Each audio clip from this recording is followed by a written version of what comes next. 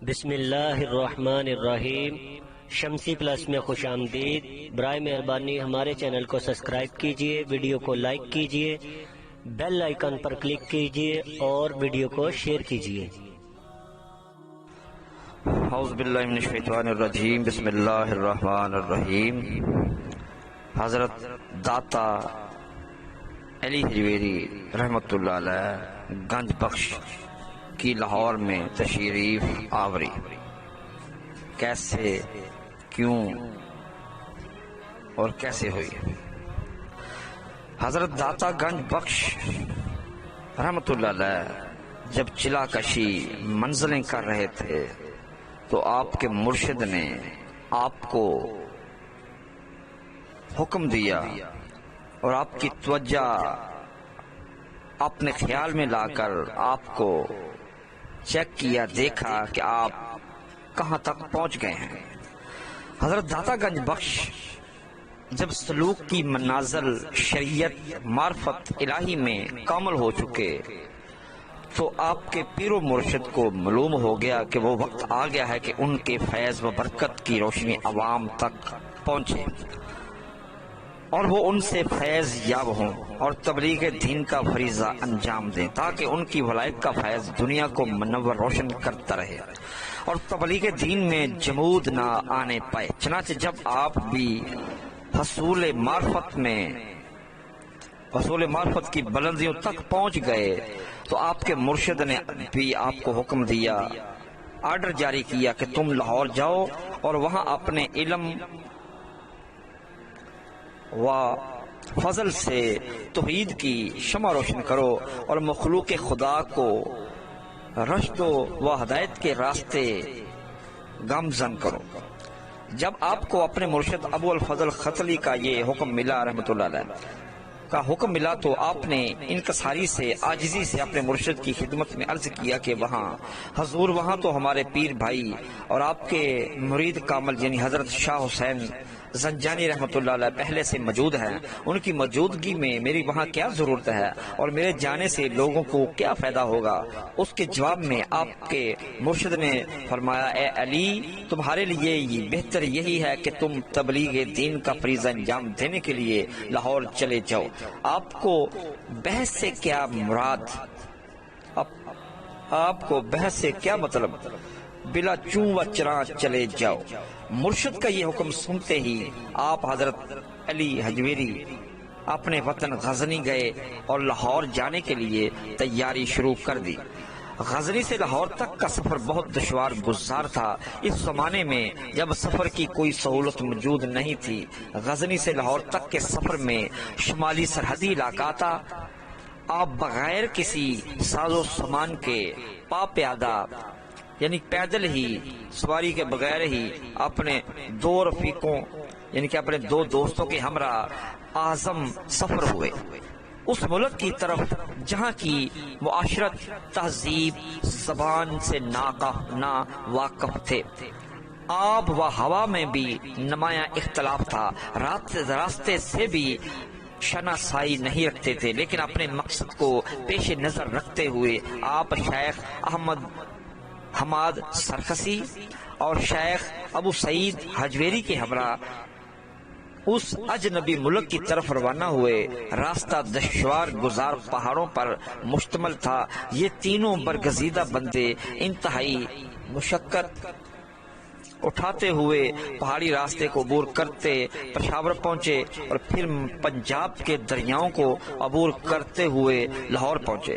مختلف روایات اور کتابوں کے حوالے سے آپ کی لاہور آمد کا سن 431 ہجری بے مطابق 1039 درج کیا جاتا ہے۔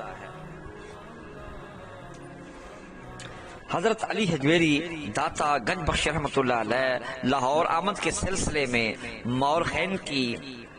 مورخین کی مختلف آراء ہیں۔ خواجہ حسن سنجری اپنی کتاب الفواد میں لکھتے ہیں کہ اس بارے میں مشہور قدیم روایت حضرت نظام الدین اولیاء سے منقول ہے۔ انہوں نے فرمایا کہ حضرت علی حجویری داتا گنج بخش رحمۃ اللہ علیہ اور شیخ حسین زنجانی لاہوری دونوں پیر بھائی ہیں۔ شیخ حسین زنجانی پہلے لاہور میں مقیم تھے۔ ایک دن حضرت علی حجویری داتا گنج بخش رحمۃ اللہ علیہ کے مرشد نے آپ کو حکم دیا کہ جاؤ لاہور جاؤ۔ چنانچہ حضرت داتا گنج بخش رحمۃ اللہ علیہ لاہور روانہ ہو گئے۔ جس دن آپ لاہور پہنچے آپ کو رات ہو گئی تھی، قلعہ کے دروازے بند ہو گئے تھے، لہذا باہر رات گزاری۔ دروازے کے ساتھ آپ نے اپنا آسن لگایا اور ساری رات آپ ذکر و اذکار میں بیٹھے رہے، منازل میں عبادت کرتے رہے۔ صبح کو اٹھے تو دیکھا کہ لوگ ایک جنازہ اٹھائے قلعہ سے باہر آ رہے ہیں۔ دریافت کیا ان لوگوں سے کہ یہ جنازہ کس کا ہے؟ ان لوگوں نے کہا یہ جنازہ شیخ حسین زنجانی کا ہے۔ آپ کو اس وقت اپنے مرشد کے حکم کی حکمت سمجھ میں آ گئی کہ میرے مرشد نے روحانی طور پر دیکھ لیا تھا کہ جب میں لاہور جاؤں گا تو حضرت شیخ حسین زنجانی دنیا سے کوچ کر جائیں گے۔ یہ حکمت آپ کے مرشد کی تھی۔ یہ روایات ثمرات القدوس میں بھی ہے مگر کسی اور تذکرہ میں موجود نہیں، لیکن ہم دیکھتے ہیں کہ حضرت علی حجویری داتا گنج بخش رحمۃ اللہ علیہ نے کشف المجوب میں جہاں اپنے معاصرین کا ذکر کیا ہے وہاں کہیں بھی شیخ حسین زنجانی کا اور اس واقعہ کا ذکر نہیں کیا۔ خزینۃ الصفیہ میں مفتی غلام سرور لاہوری نے حضرت داتا گنج بخش رحمۃ اللہ علیہ کی تاریخ وفات 465 ہجری لکھی ہے اور شیخ حسین زنجانی کی وفات 600 ہجری درج کی ہے۔ حضرت خواجہ معین الدین چشتی اجمیری رحمۃ اللہ علیہ اور شیخ حسین زنجانی معاصر تھے۔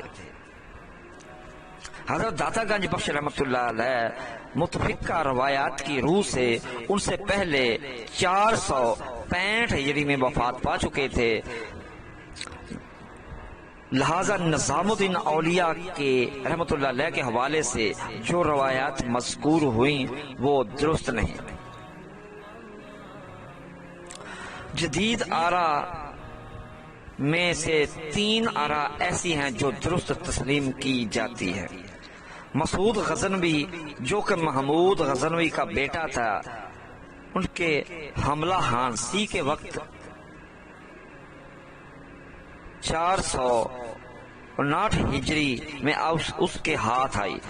ہاشمی فرید آباد معاصر لاہور۔ محمود غزنوی کے ساتھ آئے سبحان رائے خلاصۃ التاریخ اردو۔